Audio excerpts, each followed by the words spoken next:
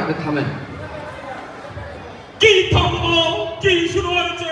কথা বলার স্বাধীনতা নেই। কি শুরু হয়েছে? জি জি জি, চলে আসেন, বসেন বসেন। যাবা থাইন্য গাতো আসবা তাই নাই লাগলা ছোট হচ্ছে একটা আপনি আপনি আপনি কাকে কাঁদে বলছেন? কাকে কাঁদে বলছেন? রাত মানে বুঝলি তোর তো ফুকা আমরা আমরা কাঁদে ছিলাম না। আমরা সাময়িক স্থানান্তর হয়েছিলাম, জায়গা বদল করেছিলাম। থাইন্য অবস্থানের পরিবর্তন করছে বুঝছি শুরু করে দেবা দেরি হয়ে গেল আসলে দেরি কেন বেশি জানো নি আমার বুয়ার আছে রাখি গা আর তোমরা হয়তো ভাবলে আমার বুয়া বড় হয়ে গেছে আপনার তো ছেলে অনেক বড়। সমস্যা তো আমার বা আমার বুয়ারে বিদেশ পাঠাই দাম আসা তার নাম রাখিছিলাম সাদ্দাম সাদ্দাম পাসপোর্টের নাম থেকে আর কোনো দেশে ভিসা দেয় না ওই তো আসামি ও আজকে আজকা করে নামটা চেঞ্জ করে পাসপোর্ট অবশ্য সব জমা দিয়ে আইছি নাম চেঞ্জ হলে তো বিদেশ যেত আশেপাশে প্রশাসন শক্ত আছে তো? জি জি, সব সব। প্রশাসন শক্ত আছে ওই মানুষে তোমাকে ছেদাতে পারে আও জি, আমরা শুরু করি প্রোগ্রাম। সুপ্রিয় দর্শক মন্ডলী, শুরু করতে যাচ্ছি আমাদের আজকের এই লাইভ টক শোতে। আমাদের আজ লাইভ টক শোতে আমাদের মাঝে উপস্থিত আছেন বাংলাদেশ আফসোস লীগের সাবেক সংসদ সদস্য বিশিষ্ট একটা কারেকশন আছে, কারেকশন আছে। এখন আমি কিন্তু বিপিএনে আছি, কারণ হলো আমার আমার শ্বশুর কিন্তু এই বিপিএন এর কেন্দ্রীয় লিডার, ঠিক আছে? আমাকে বিপিএন বলতে পারে। ওনাদের এটা স্বভাব যে ওনারা জায়গা বদল পোল্ট্রি মারি চুপ সময় ভাইয়া খাই যখন বিপিএন আছে বিপিএন কোন দেশ কানেক্ট করছে ইন্ডিয়ানে আপনি আপনি কিন্তু মানে একটা সুস্থ মেজাজে কথা না বলছেন। না ঠিক আছে জি জি, আমরা প্রোগ্রামে একটু আচ্ছা আচ্ছা জি, আমরা দেখতে পাচ্ছি আমাদের সম্মানিত অতিথি বিপিএনে চলে গেছেন। উনি বিশিষ্ট নারীবাদী লেখক, আমাদের সবার পরিচিতম প্রগতিশীল মিনাজুর রহমান ফয়সাল। গর্ত থেকে মিনাজ এবং আমার বাম পাশে আছেন ছাত্রনেতা, বিশ্ববিদ্যালয়ের প্রতিনিধি এবং 24 আন্দোলনের একজন বিশিষ্ট সমন্বয়ক শাহ ফাহিম মাহমুদ। তাদের জন্য আফসোস হয়। তুমি এদের তো জন্য আফসোস। আফসোস লিরিক আফসোস করো এবং আমার ডান পাশে আছেন এই অত্র এলাকার বিশিষ্ট মুরব্বী, বিশিষ্ট সালিশ ব্যক্তিত্ব হাদিম নাহিয়ান চৌধুরী। জি, আমরা প্রথমেই আমাদের এই প্রোগ্রামের দিকে চলে যাই। প্রশ্ন আমাদের করো। প্রথম প্রশ্নই হচ্ছে বিপ্লবের পূর্ববর্তী বাংলাদেশ এবং বিপ্লবের পরবর্তী বাংলাদেশের মধ্যে পার্থক্যটা কি? বিপ্লবের পরে কি বাংলাদেশ আছে? এটা কি বাংলাদেশ আপনি বলবেন? এই 71 থেকে শুরু করে আজকে 24 পর্যন্ত আমার নেত্রীর পরিবারে কি আত্মত্যাগ, ভাই বাবা সবাইকে খুন করা হয়েছে। এরপরে আমার নেত্রী এই দেশকে সুন্দর করে সাজিয়েছিল, কিন্তু পাকিস্তানের কিন্তু বেদান্তদের উস্কানিতে এই আফসোস, এই ছাত্রদেরকে উস্কানি দিয়ে দেশটাকে ধ্বংস করার পরিকল্পনা হয়েছিল। আচ্ছা আচ্ছা আমাদের আমরা সেই বাংলাদেশ চাইনি। আমাদের বাংলাদেশে 100 বছর পিছিয়ে গেছে। 100 বছর বিজাই গেছে কিলা 100 বছর বিজাইলো এই যে আমাদের মেট্রো রেল, আমাদের পদ্মা সেতু, আমাদের পৃথিবীকে ধ্বংস করা হয়েছে। আমার নেত্রী যখন কাঁদে এই মেট্রো রেলের সামনে দাঁড়িয়ে চোখের অশ্রু ফেলেছিলেন, আমার খুব খারাপ লেগেছে। তোমার নেত্রী হান্দিয়া যে টিস্যু জমা করছে এখন দেখছো না তুমি হ্যাঁ, আমি কাছ থেকে দেখেছি, কোন চিলাইনি হ্যাঁ ডাস্টবিনে দেখেছি, ডাস্টবিনে না দেখলা তুমি কুমোটো দেখলা না টিস্যু পেপার তো কুমোটো দেয় হ্যাঁ এই বাংলাদেশ আমরা চাইনি। তুমি চাইতে না তো এই বাংলাদেশ তুমি চাইতে লুটিয়া আমার বাংলাদেশ তোমার দরকার আছে কিলা লুটিয়া আই দেয় পারো কিলা ভেট করাই দেয় পারো মেট্রো রেল আর মধ্যে আসতে লাগে তার সঙ্গীতে ভাইয়া পানি করে আর ওই যে ছাত্র বল মরলো ও তো মানুষকে মারা গেল আন্দোলন এটা লাগে তোমার কোনো খান টাকা নেই তোমার নেতৃত্বে এটা খান দেবে হ্যাঁ এটা বাসি আইছে পাকিস্তানে প্রেতাত্মা এটা পাকিস্তানে জন্ম নিয়েছে কেন এটা বাংলাদেশি হবা তুমি হবা জি জি, আপনি এই বিষয়ে একটু বলুন। আমি কি বলবো, আমার আসলে মানে শরীরটা বেশ ভালো না। তোমরা মেধাবী মানুষ, তোমাদেরকে উস্কানো হয়েছে, তোমরা জানো না। জি বড় ভাইয়া বসে বসে আমি একটা কথা বলতে চাই। টিভি সেটের সামনে ওনার যদি কোনো আত্মীয় স্বজন থেকে থাকেন, অনুষ্ঠান শেষ হওয়ার সাথে সাথে ওনাকে একজন মানসিক ডাক্তারের কাছে নিয়ে যাবেন। কিভাবে তুমি বলতে পারো না? কিভাবে বলবো? না বসে বসে তুমি এখানে হইতে পারো না অনুষ্ঠানের শেষে নাই এখনো লোক আসলে একজন সুস্থ মস্তিষ্কের মানুষ একটা স্থাপত্য এই একটা মেট্রো রেল, পদ্মা সেতু, এগুলো নিয়ে কান্না করতে পারে, কিন্তু এতটা মানুষ মারা গেল তাদের কোনো আফসোস পর্যন্ত নেই।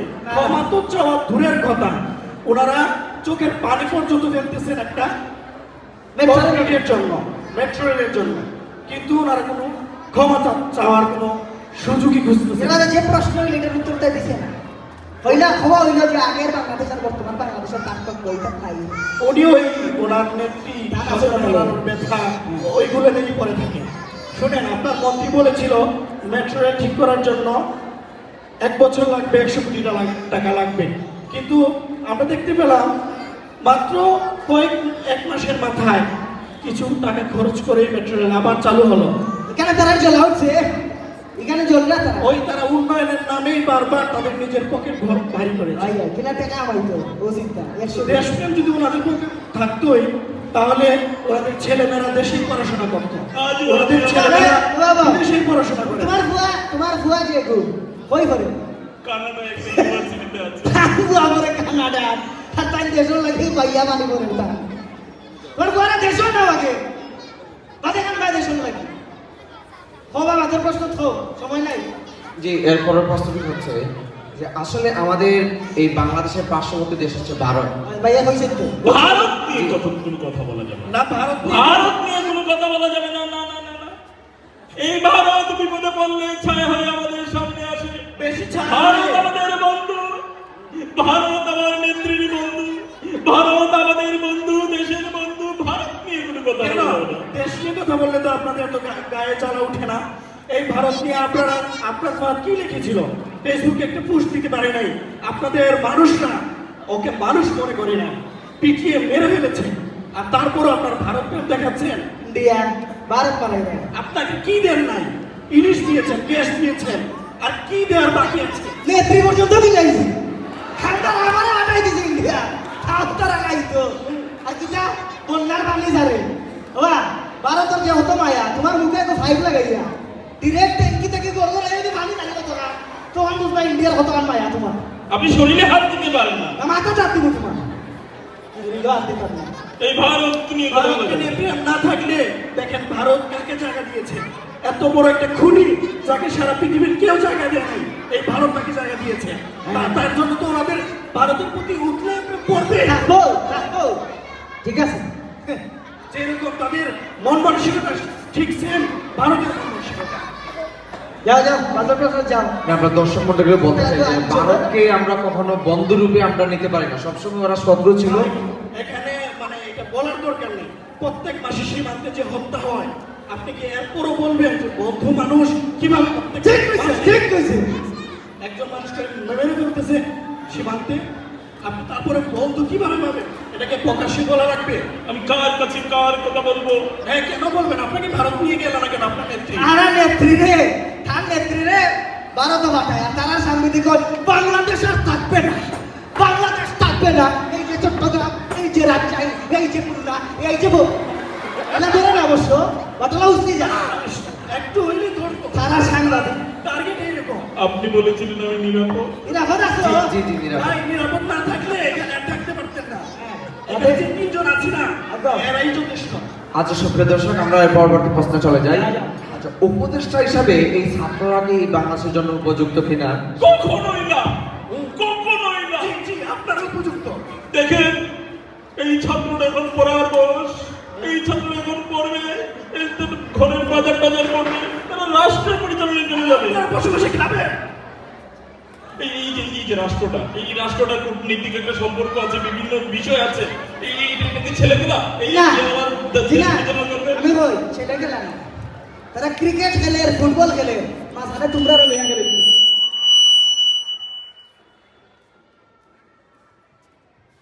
এরা ক্রিকেট ফুটবল খেলতে খেলতে মাঝখানে তোমরা লইয়া গেলেছে বুঝছেন?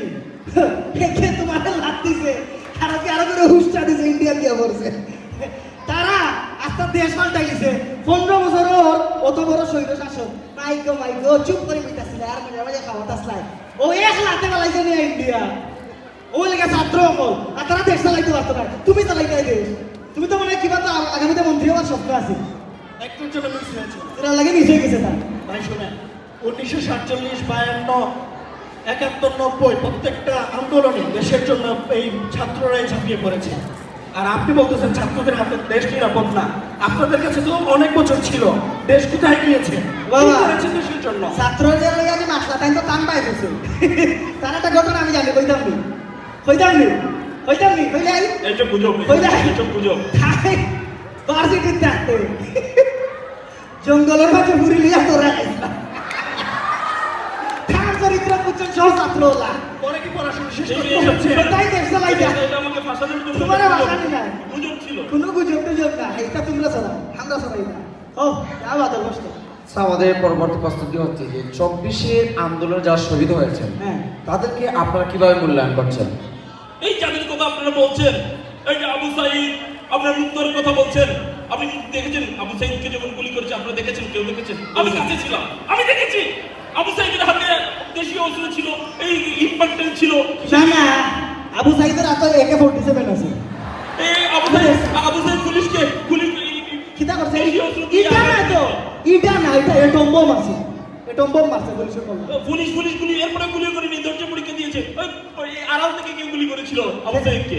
পুলিশে মারছে না সে আর মারছে আর না। আপনারা মুক্তর কথা বলছেন, এই মুক্ত ও আসলে গুল্লি না রিক্সা টায়ারে বাস মারছিল সাউন্ড হয়েছে আর আপনারা মুক্তর কথা বলছেন, মুক্ত তো স্নিগ্ধ হয়ে ফিরে এসেছে, ফিরে আসছে দেখছেন না? মুক্ত স্নিগ্ধ হয়ে ফিরে আসছে। লাস্ট দিতেছেন আপনারা। বাবা কিচ্ছু করার অনুমতি আছে নি আচ্ছা, বসেন। তারা চাচা, একটু কিচ্ছু সময় করে না দেন। তুমি আমার তো চাচা, ধৈর্য আমাকে দেন না ইন্নাল্লাহ মা'আস সাবিরিন আল্লাহ আমারে ধৈর্য দেন জলদি দিলাম এখনো দিলাম কইলাও কিতা কথা কইলাও জি, জি। কোন সময় কিতা জি, জি, আপনি বলুন। ভাই শুনেন, মুগ্ধ আর আবু সাঈদ ওরা ফিরে এসেছে। ওরা ফিরে এসেছে এবং বারবার ফিরে আসবে। কেন আসবে জানেন? আপনাদের মতো দেশদ্রোহী স্বৈর শাসকের শিকড় উপড়ে ফেলতে আবু সাঈদ মুগ্ধরা বারবার বাংলার জমিনে ফিরে আসবে। আপনি কি বলছেন? এদের উস্কানো দেওয়া হয়েছে, এদের পাকিস্তানি পেত্তারা উস্কি দিয়েছে।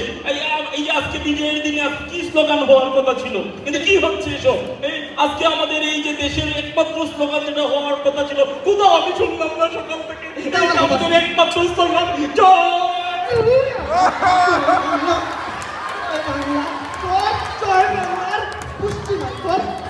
ভাই, ভাই, ভাই, ভাই। আস্তে, আস্তে। আবার লম্বা মাঠে এসে আমার আঠাইতে শুনে এই আমারে তুই আঠাইছস কিন্তু এই পাবলিকরা তুই আঠাইবে পাবলিকরা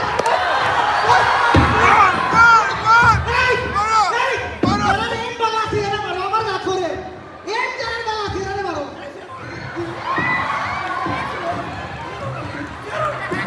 মারো মারো মারো মারো মারো সুপ্রিয় দর্শক মন্ডলী, একটি অনাকাঙ্ক্ষিত দুর্ঘটনার জন্য আজকের প্রোগ্রাম এখানে সমাপ্তি। আজকের টকশো এখানে সমাপ্তি।